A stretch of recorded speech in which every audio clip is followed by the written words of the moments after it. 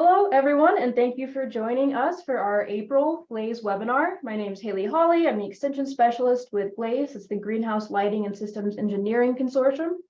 Before we get started with our webinar today, as usual, I'd always like to thank our current GLASE industry and CEA members for their support. It's because of them that we get to promote all of these free activities for the public and offer them to a wide range of audiences. And today I'm going to have a super short introduction, so let's just go ahead and get started with our panel. We have a Q&A today, so remember that there's a Q&A box at the bottom of your Zoom screen that you can use to ask questions. Please use that to ask questions and not the chat. And then we will save some time in the latter half of today's panel to have an open audience Q&A. So today we're happy to have Brian Harris from Hort Americas, who will be moderating this panel on small-scale CEA.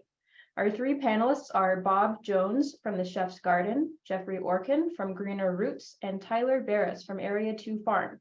So thank you, all of you, for joining us today. We're super excited to hear what you've got to say, and I will turn things over to Brian and you all to finish your introductions and get started. All right. Well, thank you, Haley. Very excited about this conversation today. We have three different growers with very unique growing systems and business models. I think there's a lot to learn from each of them. There's a lot of industry experience and a lot of time that these gentlemen have all put into their farms. And so hopefully they can convey a lot of their lessons and things that they've learned over the years that have made them successful. So first thing, I'd like everybody to go ahead and describe their farm and introduce themselves. Bob, we'll go ahead and start with you. Great. Good afternoon and welcome, everybody. I'm Bob Jones with the Chef's Garden in Ohio. We are a 40-year-old company that's primarily marketing to restaurants. During COVID, we expanded that to home delivery. We also have retail on site, and we have a corporate branch of the home delivery piece of the business. The primary business is those restaurants. We've been very fortunate to develop restaurant relationships with chefs over those 40 years. We ship product 6 days a week via FedEx and UPS to restaurants in all 50 states and 17 countries. There's about 400 acres in the total operation, certainly not CEA. We have indoor and outdoor, about 125 acres of outdoor vegetables each year, and then we rotate around the farm. We manage the farm regeneratively. Our two biggest assets are our team and our soils. We have about 15 acres of covered production, varying stages of greenhouses. We do very little vertical grow. We have a 10,000 square foot building that we built in 2019 to put vertical grow in. Through divine intervention, we decided to wait and pay down debt and build cash, and then COVID hit. So thankfully, we didn't bite off that note just prior to COVID. That design is still sitting there waiting to be implemented. It would be a 6 layer. We've gone through the same probably experimentation over the years with HPS and metal halide to single spectrum LEDs. We finally settled in on a dynamic LED that we can program and so that we can get a different light spectrum and intensity and duration at stage 0, 1, 2, 3, and 4. We're playing with those different spectrums to finish on a different spectrum than we start with. But we're probably, CEA is a spectrum and everybody is on that spectrum. It just depends on how long you've been at this. We're really not that smart, but we learn from our mistakes. We just try to make them at a faster rate than our competition. Love what we do. We're continuing learning. That's why I'm on in this group today, is to learn from everybody else. Great. Thank you. Tyler, I think you have sort of an opposite business model in some ways as far as the farming side of this. Let's let you describe. Some overlap. Yeah, so we do exclusively the sort of home deliveries. So CSA model, all vertical farm. We're organic. We use soil. Yeah, so we're in Arlington, Virginia. We've been at it for about a year here. We do about 100 subscriptions every week, subscriptions, CSA deliveries, and yeah, it's going well. All right. I've been on the other sides of this industry for a while. So I was at Plenty for a while doing large scale vertical farming. I've done greenhouses, sold to Whole Foods, butterhead lettuce, done a lot of the other side, but now this one's sort of my own thing. All right, excellent. And Jeffrey, tell us about what you guys have going on. Sure. So we're based out of Nashville, Tennessee. We started as an indoor vertical farm and a 6,000 square foot warehouse. Had an opportunity to expand to a 10,000 square foot greenhouse that is a different site. So we have 2 locations, 40 minutes apart. Primarily grow things that fall into the category of herbs and leafy greens. We do have probably about 25 different SKUs, but by volume, we grow more lettuce than anything. I only do direct to consumer when things like COVID forced me to. So we're not doing that anymore. So we're 100% wholesale. I'd say probably 60-70% of that is self-distribution, and then the rest goes through a variety of wholesalers. The majority of our product is distributed and sold in Nashville, Tennessee. So most of it doesn't travel more than 50 miles. But then we do run a truck to Atlanta, Georgia once a week. So we have a small handful that lands there. Both our greenhouse and our indoor farm utilize LED lights and also HPS lights in the greenhouse as well. So that's kind of a segue into kind of my next question. You know, what role does lighting in your operation play? And then what other CEA sort of technologies are you leveraging to make your business successful? Jeffrey? Yeah, so in our indoor farm, lighting obviously is the only way we can grow because it's in a warehouse. In the greenhouse, we have sensors that are measuring our light levels in correspondence to the outdoor light level. And so any given day, if this computer doesn't think we're going to get enough light to meet our set point, it will turn the lights on. So there are times of year where we're not running them at all. And then there's times a year where we're running them quite a bit in the greenhouse. So that control system's pretty helpful to you from that standpoint. And you're still using a mix of HPS and LEDs in that greenhouse? Yes. Yeah. The greenhouse, half of it is HPS and half is LED. Do you see any, performance difference to the plants with that lighting? Yeah, for sure. I mean, sort of the typical stuff that you'll see, there's going to be a lot more blue spectrum in our LEDs than is coming from the HPSs. So there's certain varieties that are going to be tighter.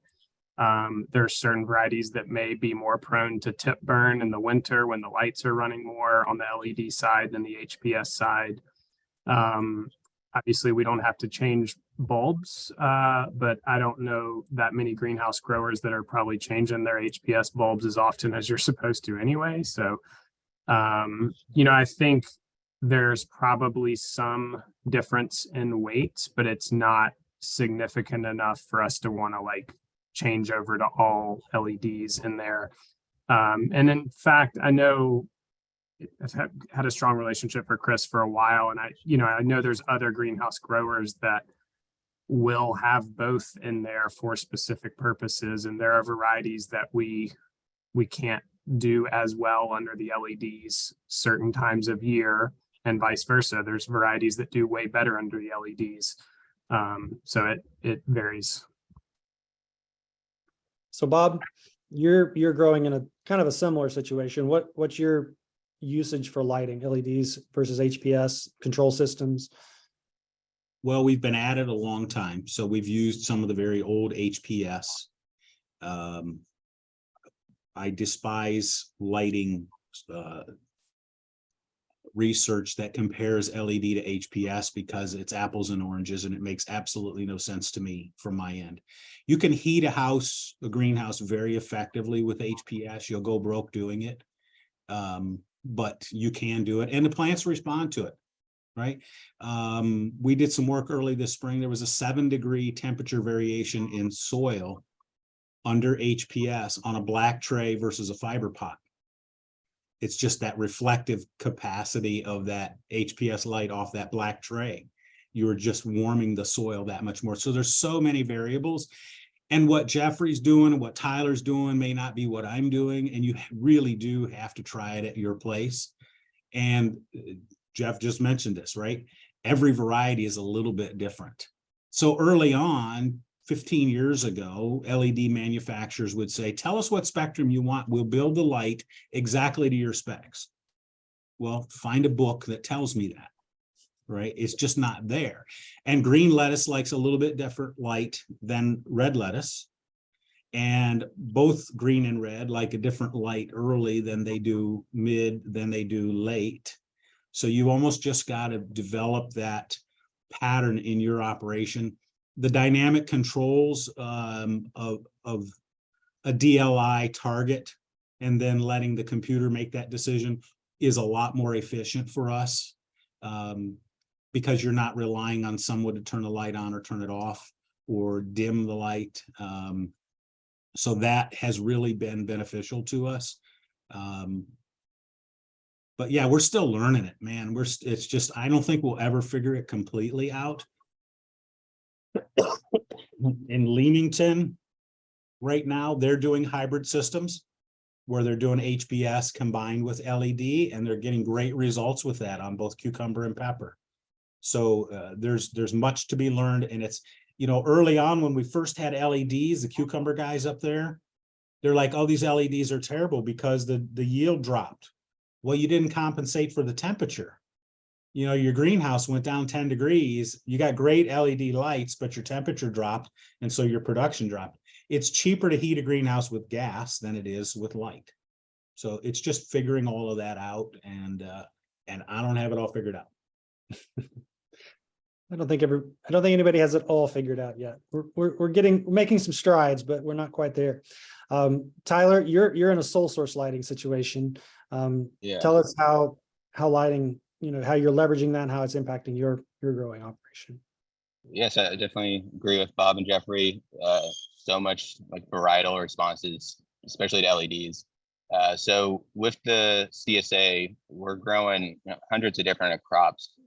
So every week we're delivering lettuce, shoots, microgreens, herbs, or your basics, but then we're also doing a lot of root crops. We're doing carrots, onions, leeks, radishes, turnips, a lot of different specialty crops. So we really went for sort of a broader spectrum that would be a little bit more gentle. If I was doing an operation that was just lettuce, I would probably be picking something purely for efficiency. But for here, it's very much about what can we grow a wide range of crops on, and then what also is good for tours. So we are a vertical farm in the middle of the city, and really the reason for that is community interaction. So we have tours almost every week, and it's just far more pleasant to bring people into a room that's not purple, you know, that has a nice spectrum for both the workers and does well for the plants. So a lot of white LEDs here. Okay.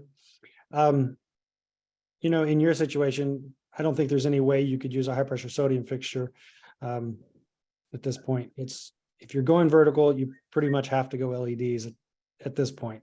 Yeah, I'd say a lot of our lighting choices is about how compact can we go. Yeah. Okay.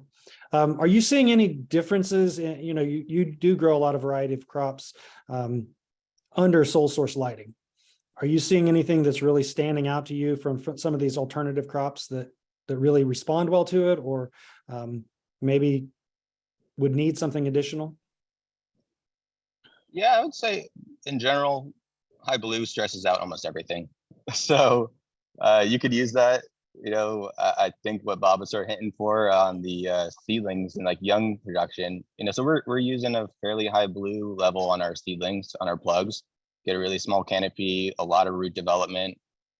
So there's times in which we want to use that, but in general, to keep it flexible, a lot of it's sort of a I'd describe it like a more gentle spectrum. So a lot more green, a lot more white in it.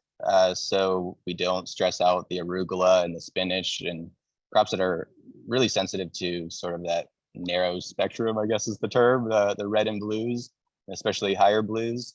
The lettuce, they can take it and you can really use it as a tool, but when you start doing radishes and turnips and tomatoes, like you start to get really some weird responses to that.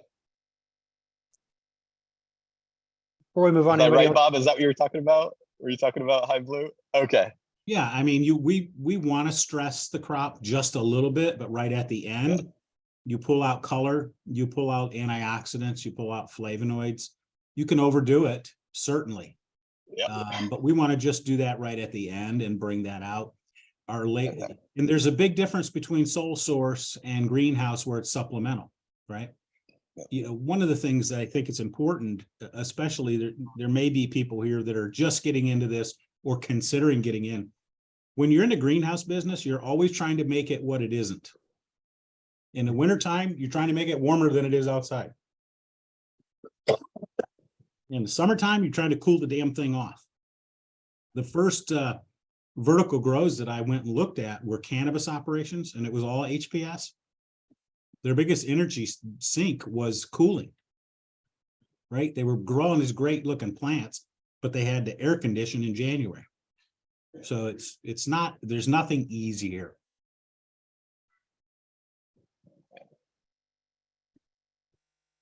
All right. Unless somebody else has anything to add, we're going to move on. So this is about small scale growers. And, you know, the industry, most industries typically lead to larger and larger and larger operations. We're seeing greenhouses getting bigger and bigger, you know, massive multi-greenhouse facilities with pack houses and everything. As a small scale grower, how do you actually position yourself to make your scale, you know, a competitive advantage instead of a disadvantage of scale? Bob, since we're talking to you, we'll let you continue on. I think that the way that we've always tried to look at it is know your market first and then plant to the market. Don't plant a bunch of stuff and figure out how you're going to get rid of it. That's how farmers used to think. Sorry, I got a cold going today. I think knowing what your market is going to be and then scale appropriate. What can you do and be profitable at? And then once you figure that out, then you go to the next step. If you ask 1,000 head dairy farmer how he milks 1,000 heads of dairy, same way you milk one, you just do it 1,000 times, right? Develop the system that works in your market and then scale from there. That's how I would answer that.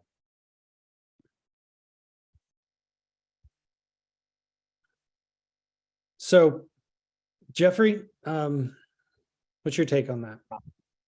I think Bob just nailed that. So, yeah, I mean, so many people ask questions. I'm even seeing a couple in the thread that are like, what makes sense and how do you make money?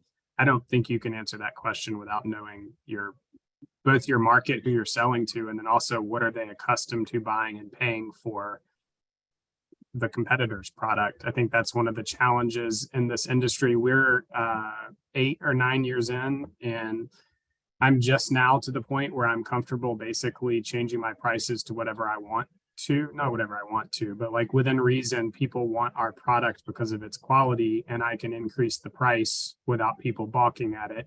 If I had entered the market higher than everyone else, no one would have ever bought the product. And so I think that, yeah, like knowing what the products are that are needed and what the price is that you need to accomplish to, you know, for starters, at least cover your cost. And then from there, you know, similar, I think a lot of this wasn't exactly their question, but I think a lot of the people that don't stay in business at large scale scaled before either they had their system design sorted out or before they had any idea what they were supposed to be growing. And they end up in a 300,000 square foot warehouse with 200 employees and all this product that they don't have a home for, or a system that fails, and it's just too expensive to fix at that point. Yep. So how has your size, kind of made you a little bit more flexible in that regard? You have two different growing systems, kind of seasonality. How has your size been able to, have you leveraged that? Well, I mean, I think that one of the sort of unique things about our business is we've been cash growth strapped from day one. So we only build what we can afford to pay for. And that has sort of forced us to build smaller systems, learn from that system, build a new one that's different. So every single system I have has been tweaked some way. And thankfully that happened on smaller systems first, so that we could, like Bob said, make all the mistakes and then tweak for the next one so that hopefully we make less mistakes. But and like Tyler knows this too. He's sitting in front of a system that no one else had. Like Tyler's, all of us end up doing this. We design our own system that we think's the best to solve all the problems that someone else has failed at. Tyler was smart enough to wait 8 years and watch everyone else's failures and then come up with his own system. So he did have the advantage early on of testing every system that was out there, basically. So he's got a lot of experience with different. A lot of failures. How are you leveraging scale advantage? Yeah, so I mean, it seems like scale is what has, like, small scale vertical farms are the ones that I've seen working. And I think there's a lot of reasons for that. I think keeping employees passionate and connected. I mean, this is hard work, and a lot of people getting in agriculture because it's passion driven, and you get to a certain scale and you sort of become a cog in the machine. And I think at a certain scale, when you have 4 people running a farm, everyone's engaged, everyone cares, everyone feels responsibility for that crop. So that's one part. But the bigger part is, like, I used to sell Butterhead to Whole Foods. I'd sell it to them for about $1.75 a head. It'd cost me about $1.50 to grow, and then they'd sell it for $4. So I was seeing about 25% or 25 cents on that $4. And once you grow to a certain scale and you grow so much, the only outlet that you have is retail, is wholesale. Like, you can't, that's the only option. But at small scale, you actually can do direct to consumer if you don't sort of overgrow your sort of distribution. So we have 100 deliveries right now a week. We can definitely handle up to 400, and with a small crew, it's like real economics. It can work. You actually can capture that full $4 head of lettuce while actually having a better connection with your customers, and not be at the mercy of wholesale where you get completely squeezed. And I think it's more fun for the farmers. So it's sort of our theory on small scale. Okay. You're, I don't want to say the most technical, but you have a lot of engineering in your system to automate certain functions and things. One of the things we see with larger scale growers is the ability to automate processes and eliminate the need for employees, as you were talking about. So how does the technology that you're using make you more efficient as far as that go? How important is it, and how much is the employee still the farmer hands-on? What's the balance there? Yeah, I think that's probably the big challenge at small scale, is finding the appropriate automation. I have worked with $150,000 seeders, and I would love to have one. They're amazing, but it's just sort of silly when I'm only doing like 40 trays a week. So yeah, the appropriate automation. So definitely harvesters are a spot where it works. And later I can do a tour of the farm to sort of show what automation we picked for what reasons. But yeah, I think that's sort of the hard part of scale, is finding the appropriate automation. Jeffrey, Bob, do you have anything to add to that? I know, Jeffrey, you do some automation on a few things, and you've built some machines that help you out.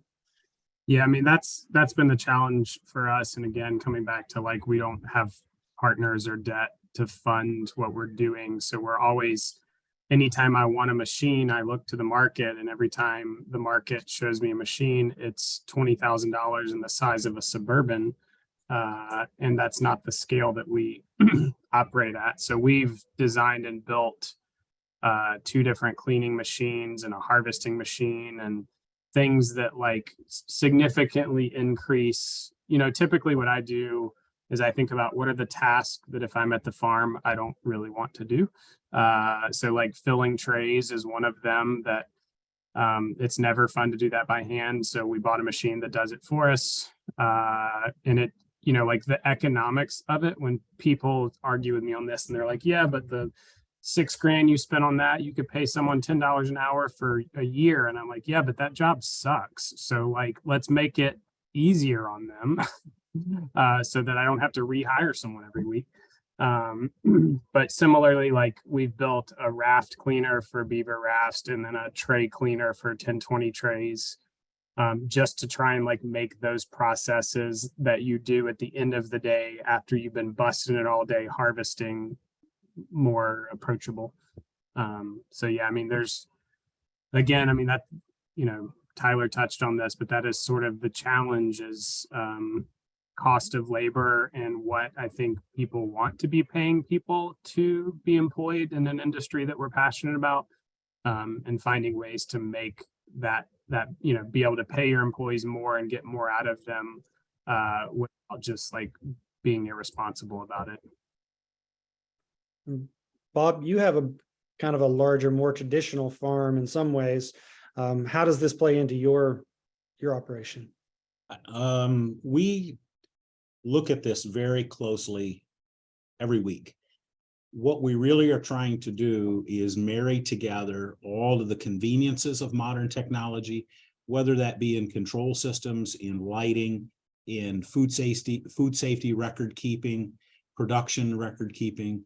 Everything is barcoded, scanned from the time that it's seed until it's harvested, so that we have production data, but we also have traceability. But we also want to make sure that we never forget we're just trying to get as good as our grandparents were at this growing thing. Because if you look at the history of greenhouse production or the history of farming, that goes back even to some of the varietals that we choose. The best example I can give you about vegetable breeding in the United States is the Burger King tomato, right? Damn thing tastes like cardboard that it came in, and there's probably more nutrition in the cardboard than there is in the tomato. How do we grow produce that looks good, tastes good, is good for you, and is clean? Because that's what consumers are demanding of us today, right? They want product. There's some market confusion about conventionally produced, organically produced, regeneratively produced. I don't give a shit what you call your system. Does it look good, taste good, and is it clean? Because that's really what consumers are demanding. And that's what we have to supply. We have to meet and exceed customer expectation at every level. I don't have time in my life to educate consumers on the difference between conventional, organic, and regenerative today. There's just, I'm almost 60 years old. I'm going to run out of time. But when they taste the difference, then I can communicate on, it really is about the fact that it's clean. There's nothing on it that's going to hurt you. It's good for you. We're testing for nutrient density in our lab every week. We want to compare to USDA standard reference levels on calcium, magnesium, iron, potassium in the finished product as compared to nutrient density tests that USDA does. And that's where I want to hang my hat. Tastes great, looks great, is good for you, clean. And you use all the technologies that you possibly can to get to that point, and then charge what it's worth. It's funny you say taste the difference, because that's literally what our sleeve says on it. Although that's backwards, as long as you can read backwards. So, leveraging the technology side of things, what challenges, do you guys feel like you're as a small grower face that are a lot different than maybe a larger grower would face? Anything that really stands out, you go, it sucks being small.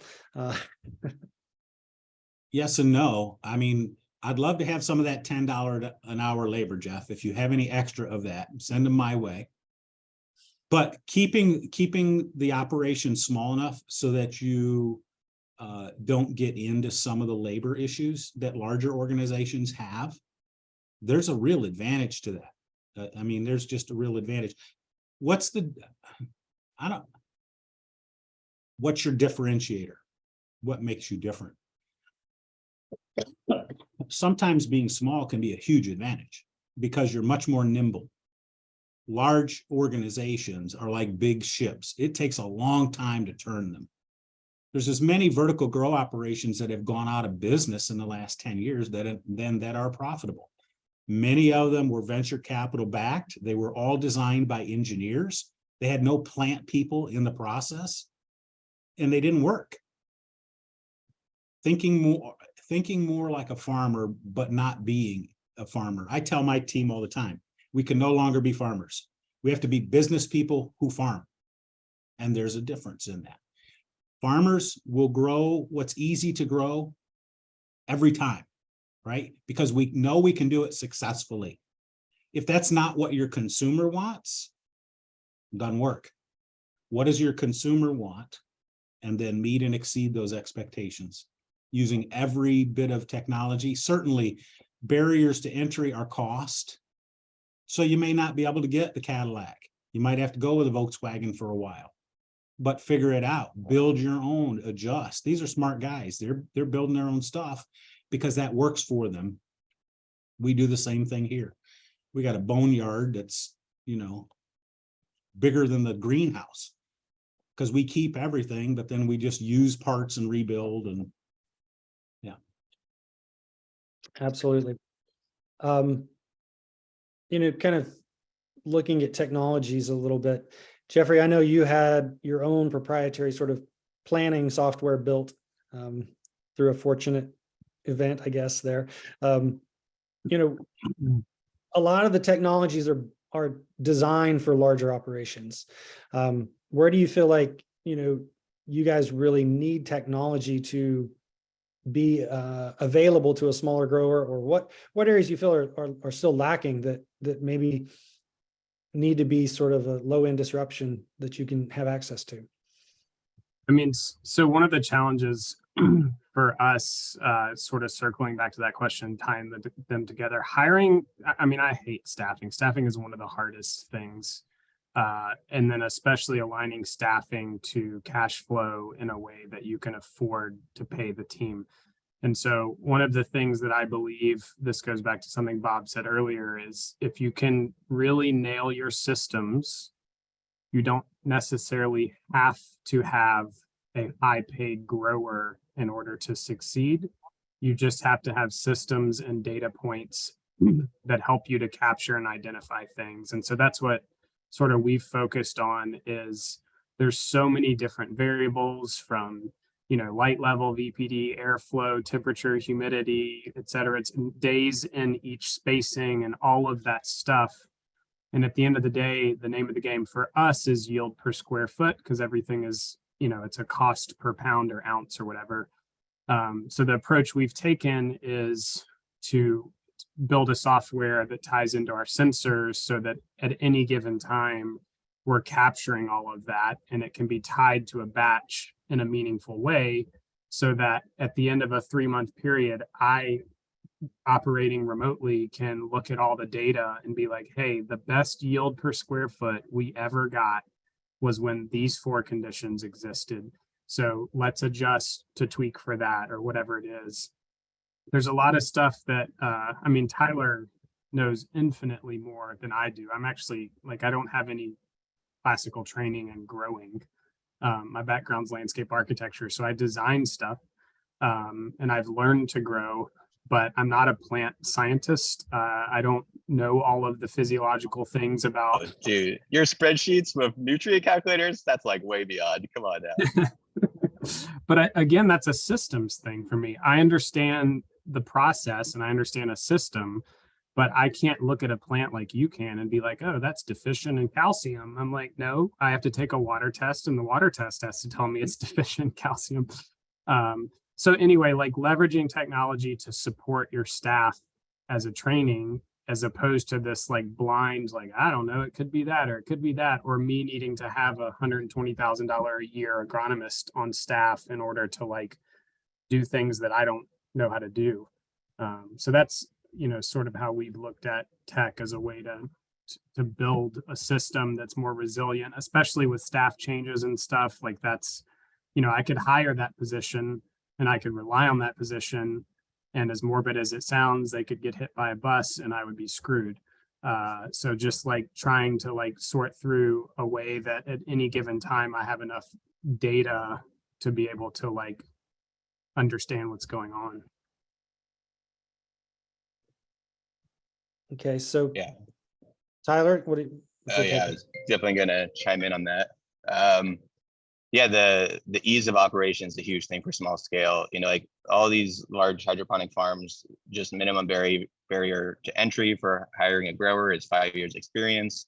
And yeah, they're gonna be doing a lot of like stoichiometry and a big part of our design for small scale farming and what I think small scale farming needs is that simplicity.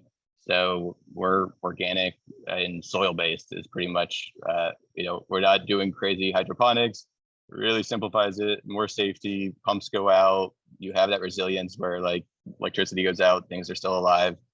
We probably have like maybe a little less yield because of it, but a lot of it's ease of operation. How can we get someone maybe just graduated or hasn't graduated or just likes plants and can follow a spreadsheet well, bring them in. So yeah, that's kind of an interesting take on your system that you're in some ways going in a very technical direction, but you're still going back to organics and soil. It's kind of a hybrid of field grown and vertical farming, which I think is really good to see. I think you've all kind of talked about really leveraging what's there to be cost effective. Is there anything as far as in control systems and things that you still feel is lacking that maybe, like I said, a big greenhouse has that you guys don't have that you would like to see as far as, environmental controls, sensing, monitoring? I'm just trying to throw this out there for like maybe somebody that's watching says, hey, we need to develop this product for a smaller scale grower versus what's available to big growers. I think you got it. So, I mean, one of the challenges for us right now is we need more sensors that are more cost effective. I mean, we have sensors. I'll let them remain nameless, but they're just too damn expensive to like have all over the farm and tie back to our data management stuff. So I think surely there's a world in which someone can make some super simple sensors that are not super expensive that tie back and do all the things we need them to do. And maybe they exist. Tyler will just send me a message and tell me what to buy probably. So when you say sensors, you speaking just environmental monitoring, soil? Yeah, I mean, for us, it's like air temperature or leaf temperature, airflow, and then light level. And then we enjoy having access to temperature and humidity, obviously. But this is one of the challenges, like in a greenhouse, you can have a couple of sensors depending on the scale. Like we have one set of sensors in our 10,000 square foot greenhouse that's all horizontal, and the data is not going to be drastically different from one end to the other. The scale is just not big enough. But in our 6,000 square foot vertical farm, where we have systems that are 3 layers and 6 layers and 7 layers, I could have 50 sensors in there in different locations capturing really good data, but I just can't afford to have that many sensors. So Tyler, what's your take on that? Yeah, I think the things I would like is probably dissolved oxygen systems, DO systems that are cheaper. I think all of those sort of start at too high and too large. Those would be fun to have small. The washers, tray washers, tote washers, definitely makes sense why Jeffrey went and built his own. Like those things, the minimum is so expensive, and having some smaller options would be amazing. And same with the tray fillers, tote fillers, exactly like all the things that we end up building ourselves and sort of it's DIYing are the things that are really unenjoyable to do by hand, but the alternative costs way too much. So. And Bob, anything you're seeing that you would really like to see more available to the industry for smaller type growers, maybe from a control system or sensing, monitoring? I don't know that I have much to add that the other two haven't already added. I would just say that the best meter you have is the plant. And so the plant's going to tell you what's going on. Knowing temperature, humidity, CO2, light levels, all of those things are additional. And it's gotten so much easier in the last 5 to 10 years as compared to, I'm just a lot older than these guys, right? So I remember back when we didn't have all that stuff. Watering is an art and a science in a greenhouse. You got to lift the tray, feel it, and you get a sense for it. That's also all the parts of like what so many of these farms they're successful because an experienced grower is walking around and reading the plant.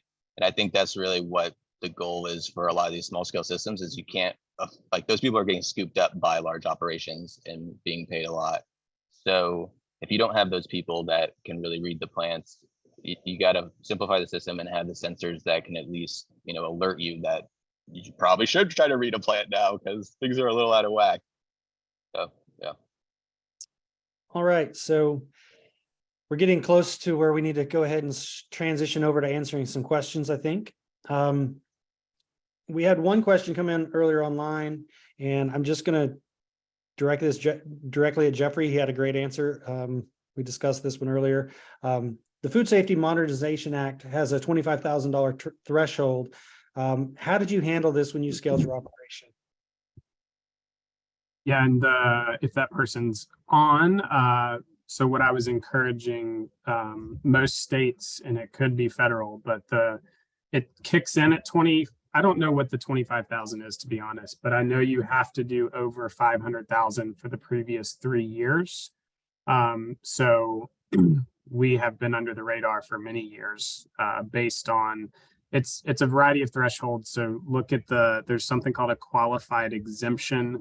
And I would guess that anyone who's like just doing over 25,000 is going to have a qualified exemption because I think you need to be making 500,000 for the previous 3 years, and then they monitor who you're selling to. So like if a certain over 50% of your produce is sold directly from you to the end user, which even if you're selling wholesale, they consider that direct to consumer, which I don't understand.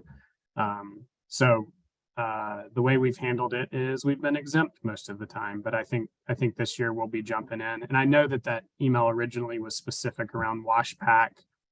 We don't wash anything, so we've avoided that with everything being indoors. We don't wash. And so our pack house is just a part of our indoor facility and have never had any issues with that. Okay. Haley, do you want me to just go through the questions and read them out, or how do you want to proceed with that? Yeah, sure. Okay. You might look through and pick some if you want, but you can just go straight through. One question I want to hit here is, do you think small scale CEA has better margin potential as a USDA organic? How much of an impact does organic certification have on your margin? I think it definitely makes marketing easier, for farm crops that are grown in a vertical farm, they can already feel foreign, and organic is definitely something that people feel already connected to, so it's definitely makes the adoption easier. I think if you're going retail, the margins, like the sell price for organic versus conventional doesn't really make sense to do the additional expenses of growing organic.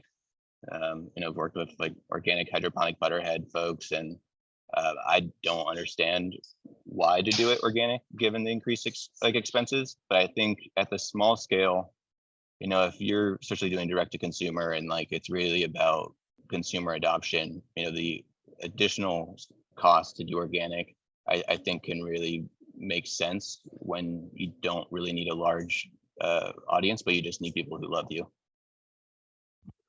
Yeah, I would just jumping in. I know Bob touched on this earlier, but in our market, I don't think people have a clue what organic is, and it's largely a marketing thing. And I would say that there's a lot of people that like our products say that they're free of pesticides and herbicides, and like the branding feels organic in a way. Like we don't have organic on anything because we're not organic. But we have that conversation a lot. Like, yeah, we're not organic, but we're also not spraying chemical pesticides all over our plants. So like in the spirit of organic, like our food's about as good as you're going to get. So where I was going with that is I suspect there are many of our customers that think we are organic, not because we've said that, but just because the product is super clean. And it feels like it like speaks to the spirit of organic, but pursuing a certification or doing the extra stuff has just never made sense for us. Bob, do you have anything to add to that, or?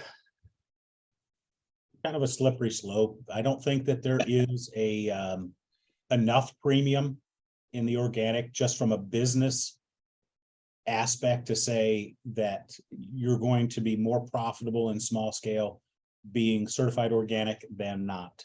I think that the bigger conversation is about the food safety.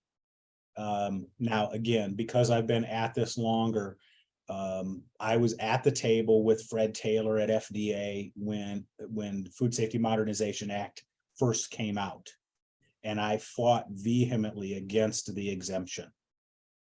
Because just prior to that, what was really the birth of Food Safety Modernization Act was the 2008 spinach crisis. Now, I don't know whether you guys are old enough to remember that or not, but there was an E. coli outbreak in spinach in California. You could not give spinach away. Didn't matter whether you grew it in California or not, or whether you grew it hydroponically or in soil, indoor, outdoor. It didn't matter. Nobody, because every national news syndicate was on the nightly news saying, don't eat spinach. It'll kill you.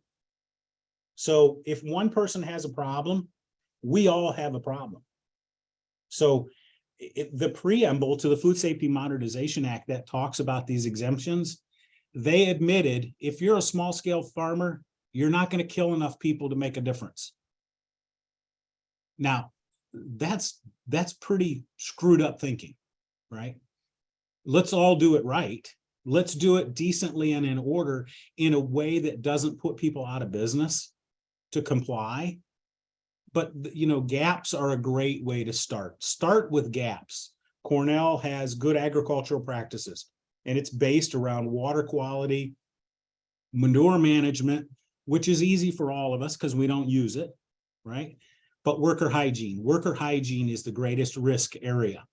It doesn't matter what size you are. You can have good training, easy training, Cornell videos. There's 100 extension services that have great worker hygiene videos to make sure that your team knows what's important, how you want them to do things, and why you want them to do it.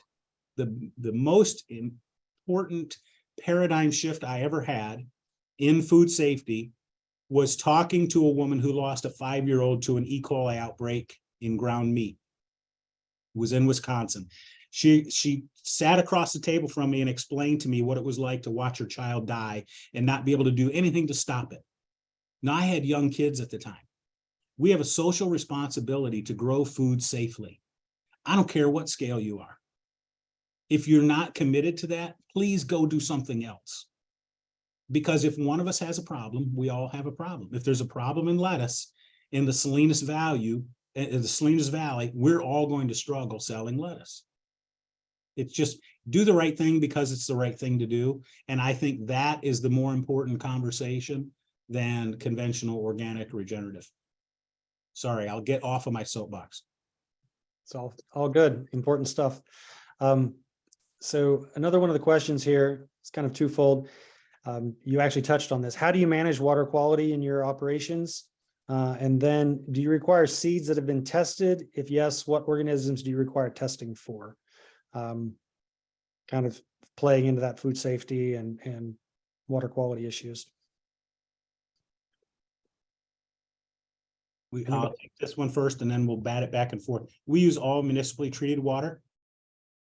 In the greenhouse, we go through charcoal filtration to pull the chlorine and the fluoride out before it goes on the plants. In the packing house where we wash, we're adding parasitic acid and we're monitoring that. It's recorded so that we know exactly we're dosing and then measuring. But we're also testing our wash water at the end of our leafy greens line. We test with PCR and do a total bacteria assay. So we're looking for the DNA of bacteria. All of the big foodborne illness organisms, E. coli, Salmonella, and Listeria, are bacteria. So we take the water that was used to wash the greens, and we test that on a 2-hour basis, so that everything that leaves our farm has been tested. And we have a 5/9 guarantee, 99.999% probability there's no bacteria in that water that was used to wash those leafy greens. We take it, probably because of who our customers are, to the nth degree on food safety. But we don't wash microgreens either. We just don't put anything on them that you need to wash off of them. I think that's some of the key to this whole controlled environment agriculture, is the ability to reduce the need for anything, reduce the exposure, as long as you mentioned, your worker safety, worker cleanliness protocols, as long as those are in place, the crops come out very clean. Jeffrey, you said you guys don't wash anything, so it doesn't need to be washed, and it's a clean, pure product ready to go. Tyler, I'm assuming you're basically the same. Yeah, we don't wash any products in municipal water. Send out water for analysis once every 3 months, and yeah. Jeffrey, any issues with your water supply? I mean, a lot of different municipalities can have still fairly varied water quality from a grower's perspective. Anything you guys? No, we're using city water as well. We do monthly testing, but that's specific for nutrient stuff. And then we do, I think our GAP certification stuff actually only requires 1 E. coli test a year. And again, this is not wash water. And we're floating rafts. So it's water that is underneath our plants that, of course it's going to touch the plant some, but we do, if we see wet leaves, those get filtered out. So, I mean, the biggest mistake we made on this that put me through the ringer, and this was just stupidity, but when we first started testing, all of our nutrient test bottles go out in literally just water bottles, and we usually drink that water. And to find out, if you do the same for E. coli testing, you may get bacteria from your mouth in the water and get all these false. We kept getting fecal coliforms and all kinds of stuff showing up in the test. I'm like, this is not possible. Like, we don't have rats running around. And it was because we were not using sanitary sampling procedures. So you live and learn. Yeah. The water testing is can be especially tricky with organics too, where it's a very microbially active nutrient solution, which can definitely give you some false positives. So it's a fun world, food safety. Let's ask this question real quick. Is there let's see, sorry. So what business models are profitable from a unit economics perspective? Is it important to have other income streams to your facility, or can you just make money growing or make money just growing? Anybody doing anything besides growing and making money at it? Yeah, we yes. I think this goes back to what Bob and I were touching on earlier. It depends on your market. But for us, we could not make money just selling lettuce. We have a variety of crops that we sell, but in our P&L, there's a couple of other income lines. One of them is rental income. So there's a portion of our warehouse that we don't use that we're renting to someone. The other one is transportation income. We distribute other people's product that pay us for that.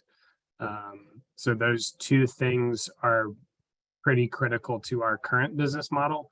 Now that's constantly evolving, and I'd love for that not to be the case, but just based on we're right in the middle of a city.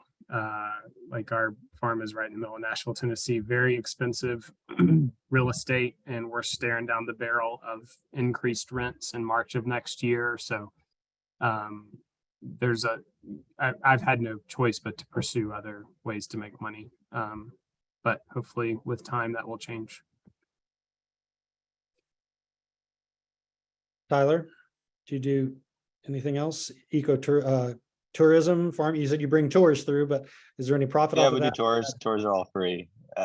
No, just the CSA. I mean, that predictable sort of income definitely is helpful, and getting that sort of retail margins is also definitely helpful. And then keeping it small. Tyler, not to put you on the spot, but I know y'all are a newer farm. Are Exactly. you profitable yet? So it's tricky because we really are trying to do something bigger than just this farm. If we boil it down to just what's in the box and who, like the four walls of that farm and who needs to operate it, not the other employees that are engineering or building systems in that box, it makes sense and it's profitable. But obviously we're adding all these other expenses because we want, to spread this. We wanted to make it accessible for others and, grow. So if we were on a single farm basis, yes. And Bob, you have, like I said, a fairly substantial operation, more than just the CEA side of things. Where are you seeing that, economics of this playing out? The only people that I know that are making money in agriculture today are those that are direct marketing. The commodity game is a flushing toilet. It just doesn't work. Our agriculture is broken in this country economically and agronomically. 90% of farmers, USDA data, 90% of farmers in America have off-farm income. In what world does that make sense? We ought to be able to make a living, and none of us are doing this because we want to become independently wealthy. That's just not why we're doing this. We're doing this because we're passionate about it and we want to help people along the way. Those people who are buying our product, those people who work with us every day, the vendors we work with, we got to create win-wins or it doesn't last. But you ought to be able to do what you love and make a fair living doing it. Finding a way to do that, finding your market, going direct to that market. 7% of grocery store dollars make it back to the farm gate. 7%. So that everybody else in that process is taking up 93% of the dollars. That's bullshit. We're producing a great product. We have a great story. We have to tell that story better. We have to communicate directly with the consumers. And I think that, USDA also says that in October of this year, the United States will become a net food importer. That means we're importing more food than we're growing here. and exporting. When we ship the production of our food offshore, where it cannot be regulated, it's a national security issue. And I guess until people get hungry, we remember empty store shelves 2 years ago, but we've forgotten it already. I hope it doesn't take that for us to wake up, but we're also paying for a very cheap food policy in this country. We spend less per capita on food of any industrialized nation in the world. We spend more per capita on healthcare than any industrialized nation in the world. There's a direct correlation here. We're paying for cheap food. And what we want to do collectively, from what I'm hearing, and is to go direct to the consumer, produce a great product for them, and be compensated fairly for that effort. Agree. And so I think that's the advantage of small scale growers, is you have the ability to do that and manage that relationship and manage that marketing on your own to your end user customers. So that's great. There's a few other questions. I think we're running out of time though, Haley. Is that correct? Yep. I'm afraid we're gonna have to cut it off there. We'll try to answer those offline. I know one person asked about a video recording of this. Will that be available? Yes, that will be sent out in the next couple of days on the GLASE listserv, and will be on our GLASE YouTube site. Okay, excellent. Well, everyone, thank you very much for joining us. I think we had a pretty educational discussion. If you're looking at getting into this, or if you're currently in it, how to maximize what you're doing. Haley, I'll let you take it from there. Great. Yeah, just thank you again to our panelists, to Brian for moderating, and for all of you for joining. And thank you for your insight. Have a great day, Everyone guys. has a great Thanks, day. everyone. Bye. Thank you. Bye.